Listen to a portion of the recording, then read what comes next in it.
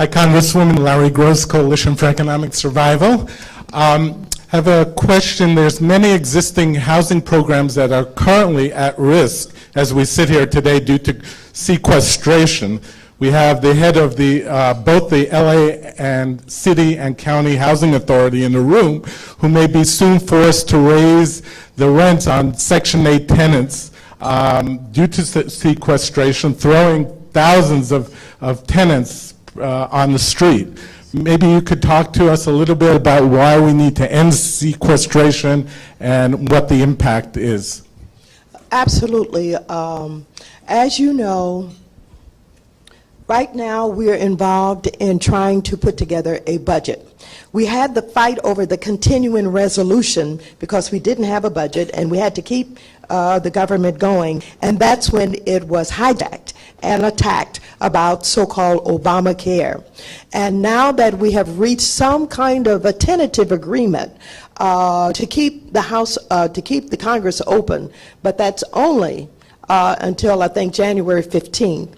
And of course, we have the other thing that we're negotiating on raising the debt ceiling, and that's only until February 7th, I believe. If we don't get this stuff done by then the government could shut down again, and we could end up not paying our bills and getting basically criticized by countries around the world. But in the middle of all of this, we have to deal with sequestration. Sequestration was an agreement that was most unfortunate. It was to get past the impasse that we had when we tried to raise the debt ceiling last year. And so both sides agreed to this horrible, ridiculous sequestration because they thought nobody would go along with it once we got to that point.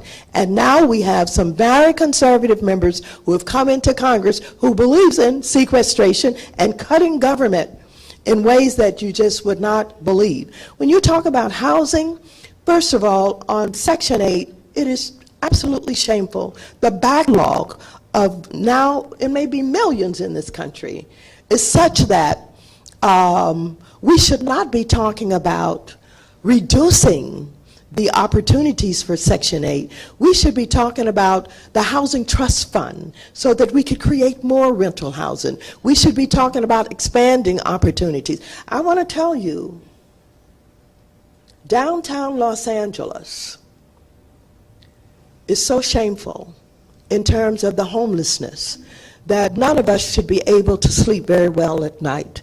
When you walk through, and I just did, and I do it periodically, just to remind myself what we have to do and what we must be doing and what we must be thinking about. Public housing is in disrepair.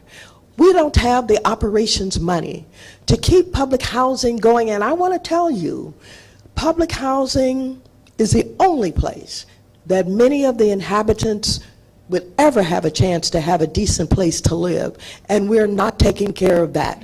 And so when you talk about sequestration, it is going to harm public housing in a big way. It's going to harm this country. And so we've got to do everything that we can in the negotiations around the budget to reduce the damage and the potential harm of sequestration. I think we're going to end up with some cuts we don't want, but I also believe we've got to make sure that sequestration is not implemented in the way that it was put together.